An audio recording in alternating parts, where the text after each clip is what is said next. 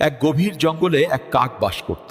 সে রোজ আয়নার সামনে দাঁড়িয়ে নিজের কালো রং আর কর্কশ স্বরের জন্য ভীষণভাবে দুঃখ পেত। একদিন সে মনের দুঃখে এক রাজহাঁসের কাছে গিয়ে বলল, হাঁস ভাই, তুমি কতই না সুন্দর, তোমার দুধ সাদা রং জ্বলে কি শান্ত তোমার জীবন। হাঁস তখন হেসে বলল, আমার জীবন শান্ত কে বলল?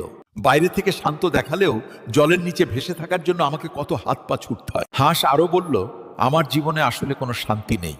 জীবন যদি কারো সুন্দর হয় তবে সেটা হলো ময়ূরের। কি সুন্দর তার রঙিন পালক। এই কথা শুনে তারা দুজনে মিলে গেল এক সুন্দর ময়ূরের কাছে আর তাকে বলল, ময়ূর ভাই, তুমিই এই পৃথিবীর সবচেয়ে সুখী প্রাণী। ময়ূর তখন তার চোখে জল নিয়ে বলল, কে বলল আমি সুখী? আমার এই অপরূপ সৌন্দর্যই আমার জীবনের সবচেয়ে বড় দুঃখ আর কষ্টের কারণ। এই সুন্দর পালকের লোভেই শিকারীরা আমাকে সবসময় তাড়া করে। প্রতি মুহূর্তে আমি মৃত্যুর ভয়ে থাকি, ঠিকমতো শান্তিতে ঘুমাতেও পারি না। ময়ূর এরপর কাককে বলল, এই পৃথিবীতে সত্যকারের সুখী তো তুমি কাক।